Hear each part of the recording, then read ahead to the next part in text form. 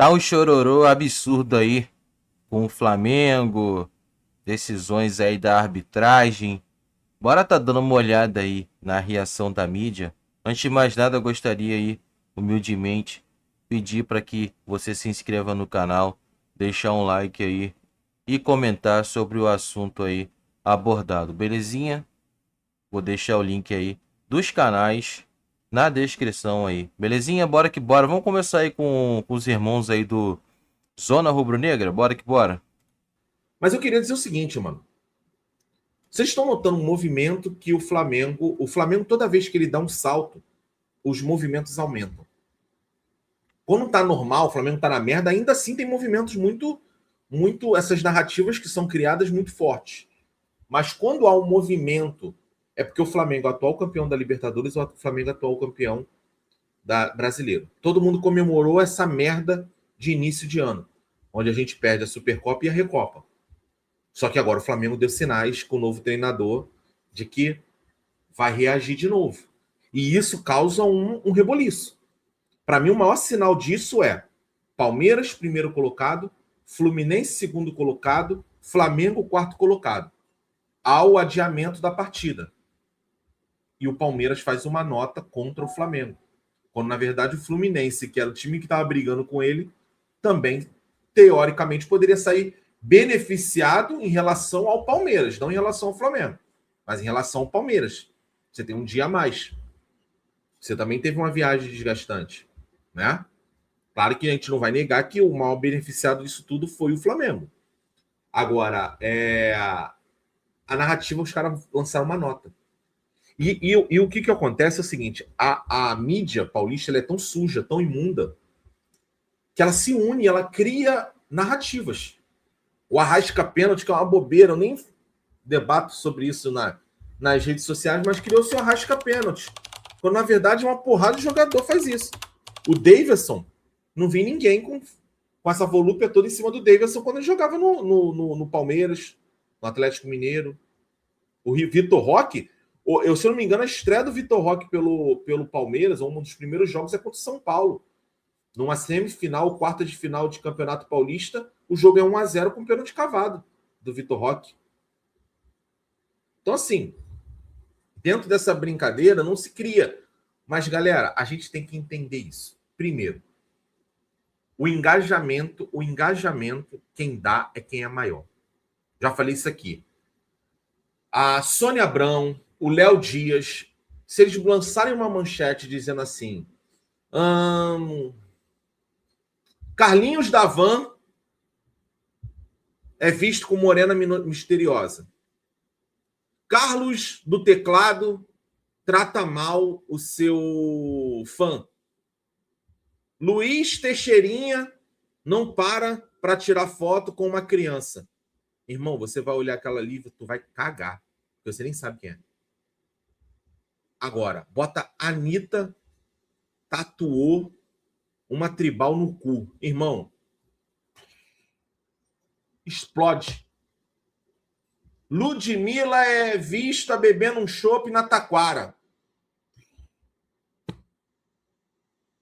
Irmão, os caras que dão notícia, eles sabem o que cada coisa funciona.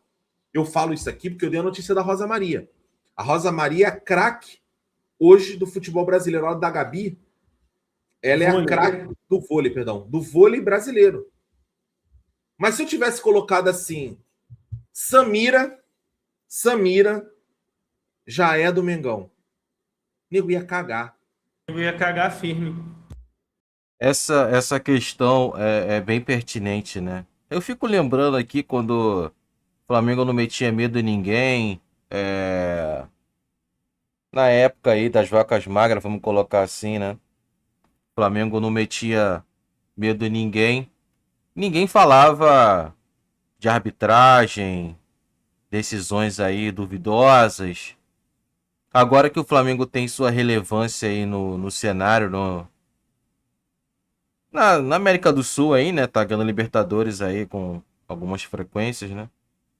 Agora estão inventando uns termos aí, arrasca pênalti, enfim, ajudinha do VAR, enfim, É uma choradeira, né? Que até o presidente, não, foi o Boto, disse numa entrevista um tempinho atrás aí, né? Que já sabe quais são os times que choram. E teve um time aí que a carapuça serviu e já acusou o golpe, né?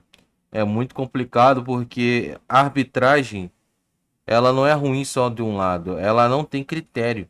Pelo que eu tenho visto, a mesma falta, é o mesmo lance de falta seguido na mesma partida, um juiz marca a falta e um outro, por exemplo, no segundo tempo, um lance no primeiro tempo marcou falta. Aí teve o mesmo lance, ou bem similar ali no segundo tempo, o juiz não marca a falta. Então, um dos fatos são esses sobre questão de critério, né? Eu acho que falta bastante aí na CBF, aí não sei se tem que padronizar, uma reciclagem, enfim, tá bem confuso isso aí, né? Então, a gente espera que a CBF aí, a curto prazo aí resolva isso, né? Complicado, mas bora dar uma olhada aí no falso 9 aí, que ele repercute aí. Bora que bora. Sobre essa situação de arrasca pênalti, vamos lá. Cara, vamos combinar que esse negócio de arrasca pênalti é uma vergonha, né? Isso é uma vergonha. É uma vergonha absoluta, porque, em qual contexto criaram esse termo?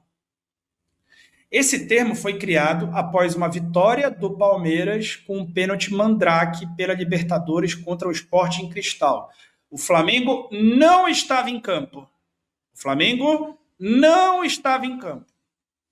Foi criado uma semana depois do Arrascaeta sofrer um pênalti legítimo, validado, marcado em campo pelo juiz, e não intervir e não ter intervenção do VAR contra o Santos. Foi um pênalti em cima, onde o cara é puxado e ele gira. Ele não teria conseguido dar aquele rodopio se tentasse forçar, porque ele não teria alavanca. Eu sou engenheiro civil.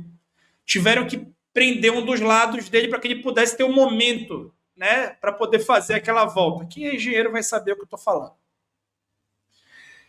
Os palmeirenses, que é a mídia verde, aliás, é impressionante como os jornalistas que falam, ou comunicadores que falam de Flamengo, são os únicos clubistas do mercado.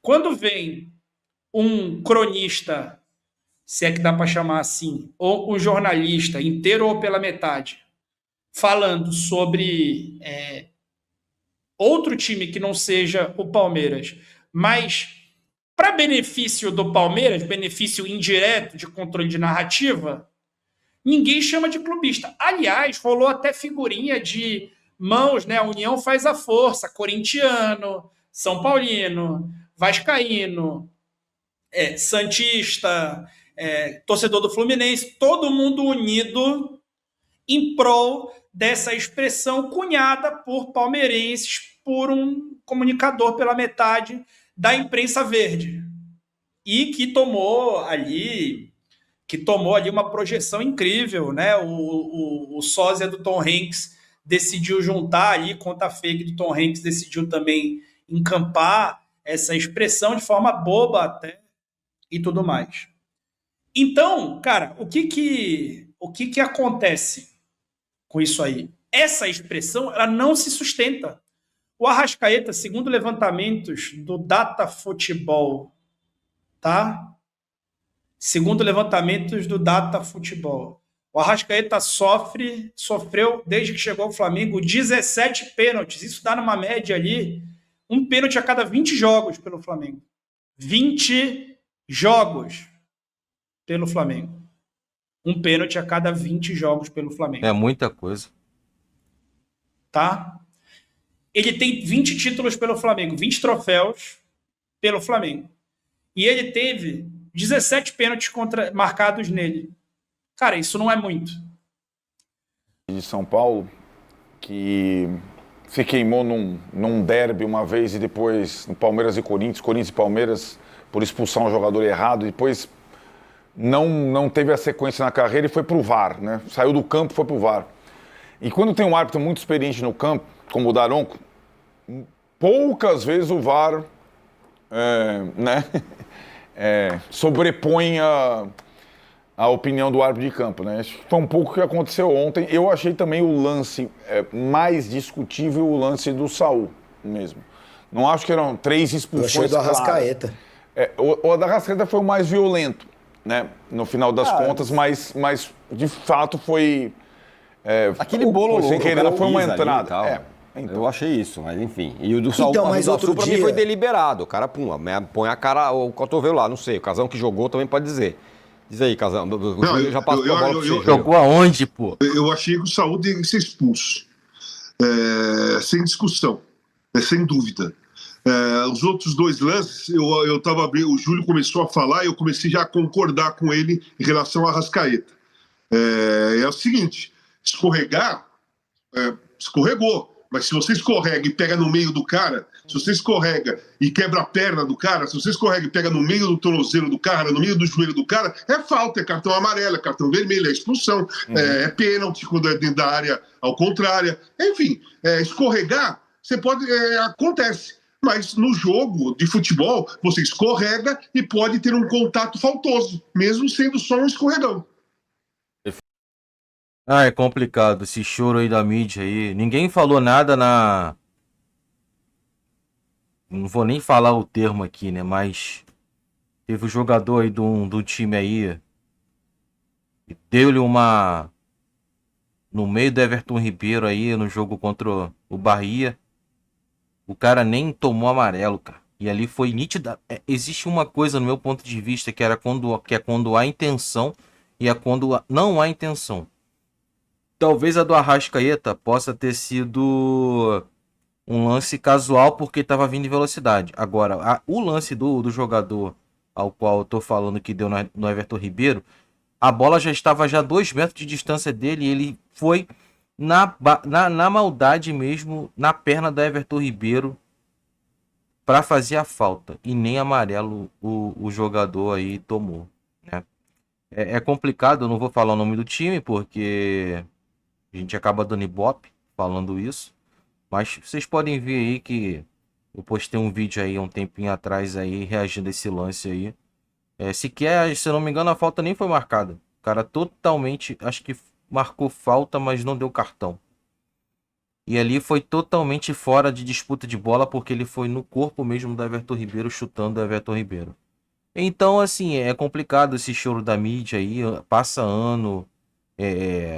após ano aí, como o Flamengo agora tá sendo protagonista aí dos últimos 6 anos aí, vamos colocar assim, tem uma sobrevida maior, assim como o Bigode disse no começo, né?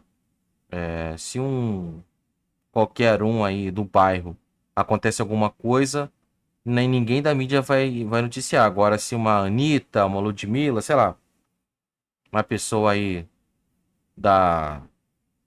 famosa, aí vamos colocar assim, aí sim eles dão mídia e assunto para desenvolver, né? É a mesma coisa com o Flamengo, né? Quando o Flamengo não tinha a menor relevância no cenário, o Flamengo passava batido. Agora que tem alguma relevância, é um absurdo, né? Ninguém falava do Davidson, teve um lance do Davidson que parecia até que era polo aquático. O cara chutou a poça d'água, o Davidson deu um pulo e o cara acho que expulsou o jogador do outro time, um negócio assim. Assim, é bizarro. Você der um Google aí, você vai entender aí que eu tô falando. As bizarrices que teve aí em prol desse outro time aí e o treinador deles querendo chorar falando de alguma coisa, né? Mas o Flamengo tem que estar muito ligado quanto a isso. Tem que entrar em alerta. Esse negócio de ninguém solta a mão de ninguém, isso aí não é porque é bem do futebol, não. Eu tô desde o ano passado até falando sobre isso. O BAP tem que ficar ligado sobre o que está acontecendo no futebol brasileiro. Principalmente nessa questão aí do Flamengo aí. Eles querem desfocar o assunto aí e desestabilizar o Flamengo. Eles têm que ficar muito ligado quanto a isso. Beleza? Mas esse é o vídeo aí. Vou estar colocando aí o link dos canais aí na descrição. Espero que vocês tenham curtido. Belezinha? Se inscreva no canal aí, deixa um like e comenta aí sobre o assunto abordado. É nóis. Tamo junto, até o próximo vídeo.